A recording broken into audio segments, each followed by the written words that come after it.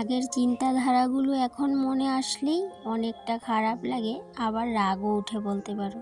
কেন কি আগে ভাবতাম একার সংসার খুবই ভালো, খুবই আরাম, নিজের ইচ্ছে মতো কাজ করা, নিজের ইচ্ছে মতো আরাম করা, নিজের ইচ্ছে মতো ঘুমানো, সব কিছু। তো যাই হোক, এখন যখন নিজের ঘাড়ে পড়েছে একার সংসার, তখন কিন্তু ঠিক হাড়ে হাড়ে টের পাচ্ছি। তো বন্ধুরা, গুড মর্নিং সবাইকে। কেমন আছো সবাই? আশা করছি রাধা মাধবের কৃপায় সবাই ভালো আছো। আমার মর্নিং ওয়াকের স্টাইল দেখে হয়তোবা কেউ কেউ হাসবে। কেন কি আগে আমি রোডে গিয়ে মর্নিং ওয়াক করতাম, কিন্তু এখন আর বলতেই পারো মর্নিং ওয়াক থাক দূরের কথা, এই যে উঠানে হাঁটাও হয় না। তবে আজকে বেশ কয়েকটা দিন ধরে আমি একটু সকাল সকাল করে ঘুম থেকে উঠছি, তারপরে এই যে উঠানের মধ্যে একটু মর্নিং ওয়াক করে নিচ্ছি। তবে আগে ব্যায়ামও করতাম সকালবেলা, মাঝখানে বন্ধ করে দিয়েছিলাম, তারপরে আবার শুরু করছি এখন থেকে। কিন্তু ব্যায়ামটা আমি একদমই কম করতে চাই, কারণ ব্যায়ামটা যদি করতে যাই তাহলে বেশ কোমর ব্যথাটা আবার কিন্তু শুরু হয়ে যায়। তো সেই ভয়টাই যখন মাথার মধ্যে থাকে, তখন কিন্তু ব্যায়ামটা আর একদমই করতে চাই না। তাই জন্য সকালবেলা একটু সময় হেঁটে এই যে নিজের সংসারের সমস্ত কাজবাজ শুরু করে দিই। সকালবেলা দুটো টাইম অ্যালার্ম সেট করে রেখেছি মোবাইলে, একটা হচ্ছে ঠিক 5টা আর একটা হচ্ছে ঠিক 6টা। যেদিন আমি 5টায় উঠতে পারি তো উঠলাম, তো যেদিন 5টায় না উঠতে পারি সেদিন 6টায় যখন অ্যালার্মটা বাজে তখনই উঠে পড়ি। আর 5টায় যদি ঘুম থেকে উঠে আবার শুয়ে পড়ি, তখন কিন্তু ঘুমটা ভীষণভাবে চেপে বসে, তখন কিন্তু আর বলতেই পারি না। তাই জন্য আমি দুটো অ্যালার্ম সেট করে রেখেছি, যদি ভোর 5টায় উঠতে না পারি তখন ঠিক 6টায় উঠি। যেদিনকেই দেরি করে ঘুম থেকে উঠি সেই দিনকেই বেশ কাজের না 12টা বেজে যায়। কোনো কাজেরই কুল কিনারা করে উঠতে পারি না, কোনো কাজে আমি মিল মতে কোনো কিছুই করতে পারি না। ওই যে বললাম, আগে ভাবতাম যে একার সংসার মানে খুবই শান্তি, খুবই আরাম, তো সেটা কোনো কিচ্ছু আরাম নেই। যখন নিজের ঘাড়ে সংসারটা পড়ে তখন কিন্তু আমরা সংসারের সমস্ত কাজবাজ করি। হয়তো বা মাঝে মধ্যে একটু বেলা করে উঠলেও কেউ কিছু বলার নেই, তারপরে ওই যে নিজের ঘাড়ে যখন পড়ে তখন আর ওই যে আরাম করাটা না মাথা থেকে বেরিয়ে যায়। তো আজকে আমি ঘুম থেকে উঠেছিলাম সকাল 6টায়, উঠেই কিন্তু বলতে পারো খুব তাড়াহুড়ো করে সমস্ত কাজবাজ করে নিয়েছিলাম সময়ের আগে। ভোর ভোর ঘুম থেকে ওঠা কষ্টকর হলেও সেটা যে আমাদের কতখানি লাভদায়ক সেটা কিন্তু আমরা প্রত্যেকটা গৃহিণীর জানা। তবে সেক্ষেত্রে অলসতাকে প্রাধান্য দিলে একদমই চলে না আমাদের। এমন না যে ভোর ভোর উঠে আমরা মাথার ঘাম পায়ে ফেলে সংসারের কাজবাজ করি। তবে অবশ্য বলা যেতেই পারে, মাথার ঘাম পায়ে না পড়লেও পরিশ্রম কিন্তু কোনো অংশে আমাদের কম হয় না। তবে হ্যাঁ, আজকে আমার কঠিন কঠিন কাজগুলো সময়ের আগেই শেষ হয়ে গেছে বলতে পারো। কেন বলো তো?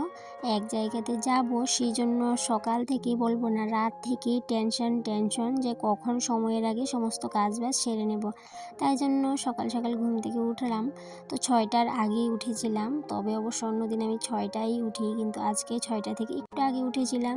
তারপর এই যে বললাম একটু সময় হাঁটাহাঁটি করলাম, ব্যায়ামটা আর করে সময়টা নষ্ট করলাম না, চটপট কাজে লেগে পড়লাম। তারপর এইদিকে ঘর দুয়ার ঝাড় দিলাম, ঘর দুয়ার মোছা, উঠান বাড়ি ঝাড় দেওয়া, রান্নাঘর পরিষ্কার করা, সমস্ত কিছু করে এইদিকে আমি যে কঠিন কঠিন কাজগুলো বলছিলাম সেটার মধ্যে কিন্তু ঘর দুয়ার মোছাটাও কিন্তু একটা কঠিন কাজই আমার কাছে। আরও একটা কঠিন কাজ কি জানো বন্ধুরা? আরও একটা কঠিন কাজ হলো আমার রান্নাঘরের রান্না বান্না। তবে আমার সমস্ত কাজবাজ করতেই ভালো লাগে, কিন্তু রান্না বান্না করতে, ঘর দুয়ার মুছতে, তারপর স্নান করা, এই যে 3টা কাজ আমার কাছে খুবই কঠিন বলতে পারো।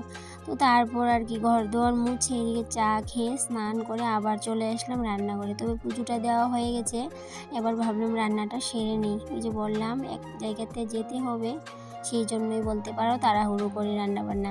তো কালকে ডাল ছিল, সেটাকে শুকিয়ে নিয়েছি একটু তেঁতুল দিয়ে, আর এদিকে করেছি ডাল দিয়ে লাউ দিয়ে একটা তরকারি করি, আর এদিকে শুকনো ভাজা আছে, রাতের বেলা করেছিলাম। ওই যে আজকে যাব বলে রাতের বেলা কিছুটা কাজ এগিয়ে রেখেছিলাম, শুকনো ভাজাটা করে নিয়েছিলাম। সেই জন্য বলছিলাম যে আমার কঠিন কঠিন কাজগুলো আজকে সময়ের মধ্যেই শেষ হয়ে গেছে। সমস্ত কটা কঠিন কাজ আমার কমপ্লিট। এখন কিন্তু রান্নাঘরটা ক্লিন করব, তারপরে বেরিয়ে পড়ব রেডি হয়ে। কত কথা বললাম, তবে একটা কথা আমি ভেবে রেখেছিলাম তোমাদের সাথে শেয়ার করব, কিন্তু দেখো কথার ছলে আমি কথাটাই ভুলে গেছিলাম। সেটা হচ্ছে, আমাকে এখন দেখতে পেয়েছিলে যে আমি ইন্ডাকশনে দুধটা বসিয়ে ধনেপাতাগুলো নিচ্ছিলাম, মানে ধনেপাতাগুলোকে ছাড়িয়ে নিচ্ছিলাম। তো সেটা কেন বলো তো, দুধটা আমি আমার মানে রান্নার সাথে সাথেই জাল দিয়ে নিচ্ছিলাম। তো সেদিনকে কি হয়েছিল, আমি বিকেলবেলা দুধটা সসপ্যানের মধ্যে বসিয়ে ওই ঘরে চলে গিয়ে একটু মোবাইল দেখছিলাম খাটে শুয়ে শুয়ে। তো এই রুমে থাকলে হয়তো আমার এরকমটা হতো না। তো দুধটা তো বসিয়ে দিয়ে চলে গেলাম, কিন্তু আমি না ভুলে গেছিলাম। আর হঠাৎ না এত পুরা গন্ধ মানে বের হলো সারা বাড়ি জুড়ে, মানে আমি কি বলবো। আর হঠাৎ যখন মনে পড়েনি এই যে গন্ধটা নাকে যখন গেল, তখন কি বলবো, মোবাইল কোথায় ফেললাম তার কোনো ঠিক ঠিকানা নেই। এক দৌড়ে সোজা রান্নাঘরে। তো রান্নাঘরে এসে দেখি কি অবস্থা, সারা ঘর ধোঁয়ায় কালো হয়ে গেছে। আর ইন্ডাকশনটা যে নষ্ট হয়নি আমার, মানে খুবই ভাগ্য বলতে পারো। তারপর সসপ্যানটা পুড়ে একদম কালো হয়ে গেছে। আর একটু সময় থাকলে হয়তো বা একটা অঘটন ঘটে যেত। যাই হোক, রাধা মাধব আমার এই বিপদটা কাটিয়ে দিয়েছে, সেজন্য রাধা মাধবকে অনেক অনেক ধন্যবাদ। তো তারপর ওই যে বললাম এক জায়গায় যাব, এই যে চলে এসেছি। রেডি হয়ে চলে আসলাম মামার বাড়িতে। মামার বাড়িতে আজকে হচ্ছে বৈষ্ণব সেবা।